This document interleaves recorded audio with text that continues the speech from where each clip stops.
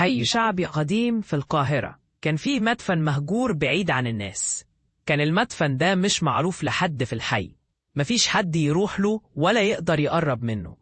أهل الحي كانوا دايما يحكوا عن مدفن غريب، واللي كان يقول إنه شاف حاجة غريبة هناك كان الكل بيتجنب يروح قريب منه.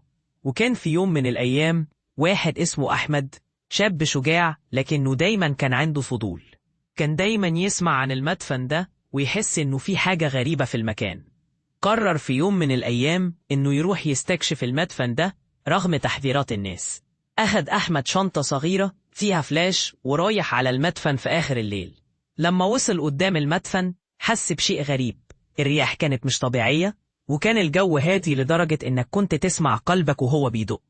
دخل المدفن، كانت الجدران مليانة بغبار والأرض كانت مغطاها بالعشب الطويل. دخل وكل خطوة كان فيها صوت غريب، كأن المكان مش عايز حد يدخل. ماشي في المدفن لقى باب خشبي قديم، الباب كان مقفول، بس حس أحمد بشيء غريب، كأن حد كان بيقول له افتح الباب ده.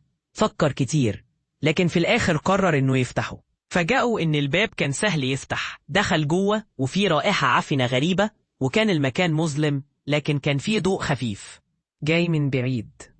أحمد مشي وسط المكان الضيق، وكل ما بيقرب من الضوء كان يسمع أصوات غريبة زي همسات، بس لما يلف ما يشوفش حد.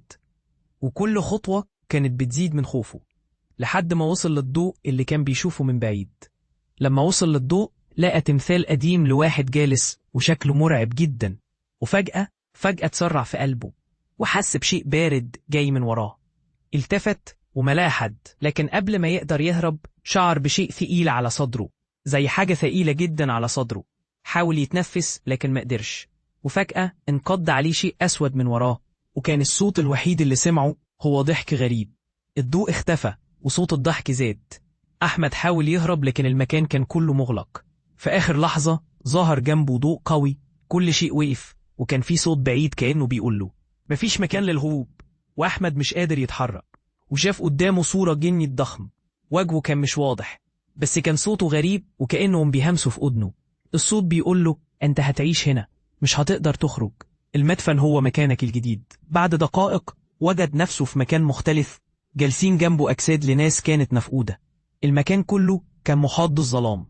من اليوم ده مفيش حد في الحي قدر يشوف أحمد تاني، وكل ما حد يروح المدفن يسمع الضحكات والأصوات الغريبة ويبقى فيه جنبه جزء من الهمسات: أحمد مكانك هنا.